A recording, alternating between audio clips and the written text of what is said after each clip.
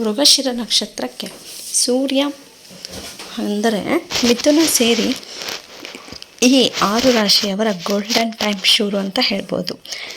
ಹಾಗೂ ಯಾರೆಲ್ಲ ಹೊಸದಾಗಿ ಬಂದಿದ್ದೀರಿ ನಮ್ಮ ಚಾನಲ್ಗೆ ಸಬ್ಸ್ಕ್ರೈಬ್ ಮಾಡಿ, ಏಕೆಂದರೆ ನಿಮ್ಮ ಒಂದು ಸಬ್ಸ್ಕ್ರೈಬ್ ನಮಗೆ ಪ್ರೇರಣೆ.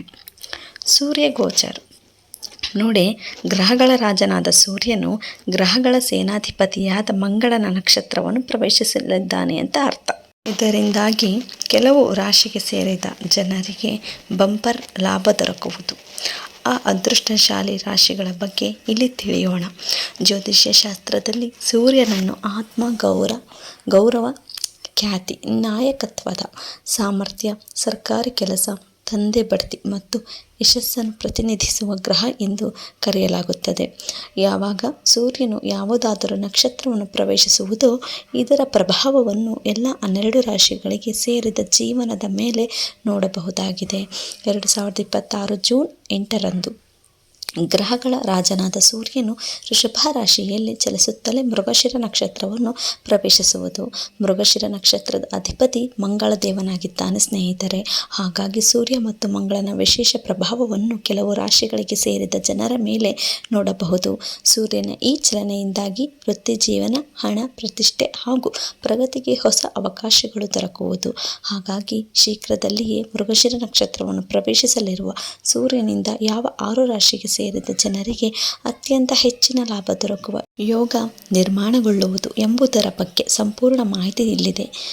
ಮೊದಲನೇದಾಗಿ ವೃಷಭ ರಾಶಿ ನೋಡಿ, ಸೂರ್ಯನ ಈ ನಕ್ಷತ್ರ ಬದಲಾವಣೆಯು ವೃಷಭ ರಾಶಿಗೆ ಸೇರಿದ ಜನರಿಗೆ ಹೆಚ್ಚು ಲಾಭದಾಯಕವಾಗಿರಬಹುದು. ಈ ಸಂದರ್ಭದಲ್ಲಿ ನಿಮ್ಮ ಮಾತು ಮತ್ತು ವ್ಯಕ್ತಿತ್ವದ ಮೇಲೆ ಸಾಕಷ್ಟು ಪ್ರಭಾವವನ್ನು ನೋಡಬಹುದು. ವೃಷಭ ರಾಶಿಗೆ ಸೇರಿದ ಜನರು ಸಮಾಜದಲ್ಲಿ ಹೆಚ್ಚಿನ ಗೌರವ, ಖ್ಯಾತಿಯನ್ನು ಗಳಿಸುವ ಯೋಗ ನಿರ್ಮಾಣಗೊಳ್ಳುವುದು. ಹಾಗೆ ಕೆಲಸವನ್ನು ಮಾಡುವ ಈ ರಾಶಿಗೆ ಸೇರಿದ ಜನರು ಹಿರಿಯ ಅಧಿಕಾರಿಗಳ ಸಂಪೂರ್ಣ ಬೆಂಬಲವನ್ನು ಪಡೆಯಲಿದ್ದಾರೆ. ಜೊತೆಗೆ ಬಹಳ ಸಮಯದಿಂದ ಅಪೂರ್ಣಗೊಂಡಂತಹ ನಿಮ್ಮ ಕೆಲಸಗಳೆಲ್ಲವೂ ಈ ಅವಧಿಯಲ್ಲಿ ಯಶಸ್ವಿಯಾಗಿ ಪೂರ್ಣಗೊಳ್ಳುವುದು. ಹಾಗೆ ಸೂರ್ಯನ ವಿಶೇಷ ಅನುಗ್ರಹದಿಂದಾಗಿ ನಿಮ್ಮ ಆರ್ಥಿಕ ಸ್ಥಿತಿಯಲ್ಲಿ ಸುಧಾರಣೆಯನ್ನು ನೀವು ನೋಡಬಹುದಾಗಿದೆ. ಜೊತೆಗೆ ಮನೆಯಲ್ಲಿ ಸಾಕಷ್ಟು ಸಕಾರಾತ್ಮಕ ವಾತಾವರಣ ನಿರ್ಮಾಣಗೊಳ್ಳುವುದು. ವ್ಯವಹಾರವನ್ನು ಮಾಡುವ ಈ ವೃಷಭ ರಾಶಿಗೆ ಸೇರಿದ ಜನರಿಗೆ ಈ ಸಂದರ್ಭದಲ್ಲಿ ಹೊಸ ಗ್ರಾಹಕರು ಮತ್ತು ಹೊಸ ಅವಕಾಶಗಳಿಂದಾಗಿ ಹೆಚ್ಚಿನ ಲಾಭ ದೊರಕುವ ಸಂಭವ ಇದೆ ಎಂದು ಹೇಳಬಹುದು. ನಂತರದಲ್ಲಿ ಮಿಥುನ ರಾಶಿಯವರಿಗೆ ನೋಡಿ, ಮಿಥುನ ರಾಶಿಗೆ ಸೇರಿದ ಜನರಿಗೆ ಸೂರ್ಯನ ಈ ನಕ್ಷತ್ರ ಬದಲಾವಣೆಗೂ ವಿಶೇಷವಾಗಿ ಹೆಚ್ಚಿನ ಮಹತ್ವಪೂರ್ಣ ಎಂದೇ ಹೇಳಬಹುದು. ಏಕೆಂದರೆ ಮೃಗಶಿರ ನಕ್ಷತ್ರದ ಸಂಬಂಧವು ನಿಮ್ಮ ರಾಶಿಯೊಂದಿಗೆ ಬಲವಾಗಿದೆ. ಸೂರ್ಯನ ಪ್ರಭಾವದಿಂದಾಗಿ ನಿಮ್ಮ ಆತ್ಮವಿಶ್ವಾಸ ಮತ್ತು ನಾಯಕತ್ವದ ಸಂದರ್ಭದಲ್ಲಿ ಹೆಚ್ಚಳವಾಗಲಿದೆ. ವೃತ್ತಿ ಜೀವನದಲ್ಲಿ ಹೊಸ ಜವಾಬ್ದಾರಿಗಳು ದೊರಕುವುದು. ಕೆಲಸವನ್ನು ಬದಲಾಯಿಸಬೇಕೆಂದು ಯೋಚಿಸುತ್ತಿರುವ ಮಿಥುನ ರಾಶಿಗೆ ಸೇರಿದ ಜನರಿಗೆ ಈ ಸಂದರ್ಭದಲ್ಲಿ ಉತ್ತಮ ಅವಕಾಶಗಳು ಲಭಿಸುವ ಸಂಭವವಿದೆ.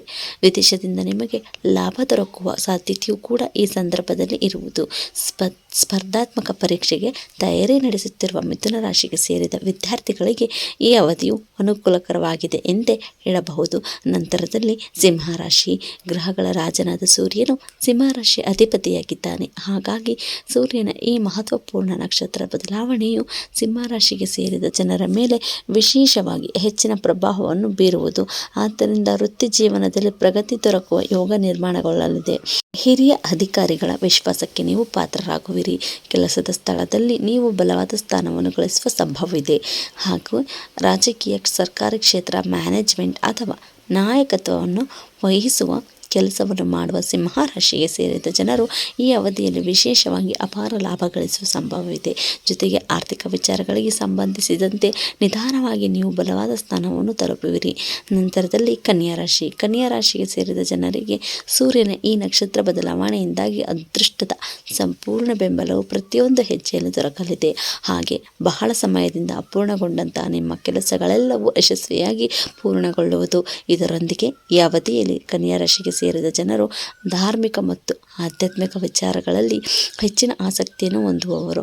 ಹಾಗೆ ವಿದೇಶ ಪ್ರಯಾಣ ಅಥವಾ ದೂರ ಪ್ರಯಾಣಿಸುವ ಯೋಗವು ನಿಮಗೆ ಈ ಸಂದರ್ಭದಲ್ಲಿ ಲಭಿಸುವುದು.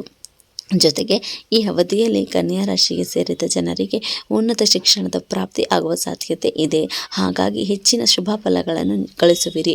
ವೃತ್ತಿ ಜೀವನಕ್ಕೆ ಸಂಬಂಧಿಸಿದಂತೆ ಕನ್ಯಾ ರಾಶಿಗೆ ಸೇರಿದ ಜನರು ಈ ಸಂದರ್ಭದಲ್ಲಿ ಹೊಸ ಹೊಸ ಅವಕಾಶಗಳನ್ನು ಗಳಿಸುವರು.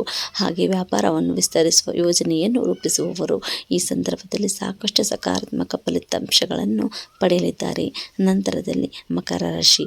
ನೋಡಿ ಸ್ನೇಹಿತರೆ, ಮಕರ ರಾಶಿಗೆ ಸೇರಿದ ಜನರಿಗೆ ಸೂರ್ಯನ ಈ ನಕ್ಷತ್ರ ಬದಲಾವಣೆಯಿಂದಾಗಿ ರಚನಾತ್ಮಕ ಕ್ಷೇತ್ರಗಳಲ್ಲಿ ಯಶಸ್ಸು ದೊರಕಲು ಉತ್ತಮ ಅವಕಾಶಗಳ ಪ್ರಾಪ್ತಿಯಾಗಲಿದೆ ಎಂದೇ ಹೇಳಬಹುದು. ಹಾಗೆ ಈ ಸಂದರ್ಭದಲ್ಲಿ ಮಕ್ಕಳಿಗೆ ಸಂಬಂಧಿಸಿದಂತೆ ಶುಭ ಸುದ್ದಿ ಲಭಿಸುವ ಸಂಭವವಿದೆ. ಹೂಡಿಕೆಯನ್ನು ಮಾಡುವುದರಿಂದ ಮಕರ ರಾಶಿಗೆ ಸೇರಿದ ಜನರಿಗೆ ಲಾಭ ದೊರಕುವ ಸಾಧ್ಯತೆಯೂ ಕೂಡ ಇರುವುದು. ಷೇರು ಮಾರುಕಟ್ಟೆ, ಮಾರ್ಕೆಟಿಂಗ್, ಮಾಧ್ಯಮ ಮತ್ತು ಕಲಾತ್ಮಕ ಕ್ಷೇತ್ರಕ್ಕೆ ಸಂಬಂಧಿಸಿದಂತಹ ಮಕರ ರಾಶಿಗೆ ಸೇರಿದ ಜನರಿಗೆ ಈ ಸಂದರ್ಭದಲ್ಲಿ ಉತ್ತಮ ಫಲಿತಾಂಶ ದೊರಕುವ ಯೋಗವು ಕೂಡ ನಿರ್ಮಾಣಗೊಳ್ಳುವುದು. ಜೊತೆಗೆ ಪ್ರೇಮ ಸಂಬಂಧದಲ್ಲಿ ಸಕಾರಾತ್ಮಕ ಬದಲಾವಣೆಗಳನ್ನು ನೀವು ಹೊಂದುವಿರಿ. ಹಾಗೆ ಮಕರ ರಾಶಿಗೆ ಸೇರಿದ ಜನರ ಆತ್ಮವಿಶ್ವಾಸವು ಈ ಸಂದರ್ಭದಲ್ಲಿ ವೃದ್ಧಿಯಾಗಲಿದೆ ಮತ್ತು ಕೆಲಸಗಳಲ್ಲಿ ಯಶಸ್ಸು ದೊರಕುವ ಯೋಗವು ಕೂಡ ನಿಮಗೆ ನಿರ್ಮಾಣಗೊಳ್ಳುವುದು ಎಂದು ಹೇಳಬಹುದು. ಕೊನೆಯದಾಗಿ ಕುಂಭರಾಶಿ. ಕುಂಭರಾಶಿಗೆ ಸೇರಿದ ಜನರಿಗೆ ಸಂಪತ್ತು, ವಾಹನ ಮತ್ತು ಕುಟುಂಬದ ವಿಚಾರಗಳಲ್ಲಿ ಸೂರ್ಯನ ಈ ನಕ್ಷತ್ರ ಬದಲಾವಣೆಯಿಂದಾಗಿ ಅಪಾರ ಲಾಭ ದೊರಕುವ ಸಾಧ್ಯತೆ ಇದೆ. ಮನೆಗೆ ಸಂಬಂಧಿಸಿದಂಥ ಯಾವುದಾದರೂ ಮಹತ್ವಪೂರ್ಣ ಯೋಜನೆಗಳನ್ನು ಪೂರ್ಣಗೊಳಿಸುವಿರಿ. ರಿಯಲ್ ಎಸ್ಟೇಟ್, ನಿರ್ಮಾಣ, ಭೂಮಿ ಅಥವಾ ಸಂಪತ್ತಿಗೆ ಸಂಬಂಧಿಸಿದ ಕೆಲಸವನ್ನು ಮಾಡುವ ಈ ಕುಂಭರಾಶಿಗೆ ಸೇರಿದ ಜನರಿಗೆ ಈ ಸಂದರ್ಭದಲ್ಲಿ ಯಶಸ್ಸು ದೊರಕುವ ಸಾಧ್ಯತೆ ಹೆಚ್ಚಾಗಿದೆ. ಜೊತೆಗೆ ಈ ಅವಧಿಯಲ್ಲಿ ನೀವು ತಾಯಿಯ ಸಂಪೂರ್ಣ ಬೆಂಬಲವನ್ನು ಗಳಿಸುವಿರಿ. ಆರ್ಥಿಕ ವಿಚಾರಗಳಿಗೆ ಸಂಬಂಧಿಸಿದಂತೆ ಕುಂಭರಾಶಿಗೆ ಸೇರಿದ ಜನರು ಈ ಸಮಯದಲ್ಲಿ ಸ್ಥಿರತೆಯನ್ನು ಹೊಂದುವವರು. ಜೊತೆಗೆ ಹೊಸ ಮನೆಯನ್ನು ಖರೀದಿಸಬೇಕೆಂಬ ಕನಸನ್ನು ಕಾಣುತ್ತಿರುವ ಕುಂಭರಾಶಿಗೆ ಸೇರಿದ ಜನರು, ಯಾರು ಹೊಸ ಮನೆ ತಗೋಬೇಕು ಅಂತ ಕನಸು ಕಾಣ್ತಿರ್ತಿರೋ ಕುಂಭರಾಶಿಯಲ್ಲಿರುವಂಥ ಜನರು ಈ ಅವಧಿಯಲ್ಲೂ ಉತ್ತಮ ಅವಕಾಶಗಳನ್ನು ನೀವು ಪಡೆಯುವ ಸಂಭವವಿದೆ ಎಂದು ಹೇಳಬಹುದು. ಹಾಗೆ ಸಂಪತ್ತಿನಲ್ಲಿ ಹೂಡಿಕೆ ಮಾಡಬೇಕೆಂದು ಯೋಚಿಸುತ್ತಿರುವವರಿಗೂ ಸಹ ಈ ಅವಧಿಯು ಬಹಳ ಅನುಕೂಲಕರವಾಗಿರುವುದು ಎಂದೇ ಹೇಳಬಹುದು. ಎಲ್ಲರಿಗೂ ಧನ್ಯವಾದಗಳು. ಮುಂದಿನ ವಿಡಿಯೋದಲ್ಲಿ ಭೇಟಿಯಾಗೋಣ. ನಮ್ಮ ಚಾನಲ್ನ ಸಬ್ಸ್ಕ್ರೈಬ್ ಮಾಡಿಲ್ಲ ಅಂದರೆ ದಯವಿಟ್ಟು ನಮ್ಮ ಚಾನಲ್ಗೆ ಸಬ್ಸ್ಕ್ರೈಬ್ ಮಾಡಿ, ಸಪೋರ್ಟ್ ಮಾಡಿ, ಲೈಕ್ ಮಾಡಿ, ಶೇರ್ ಮಾಡಿ, ಕಮೆಂಟ್ ಮಾಡಿ. ಧನ್ಯವಾದಗಳು.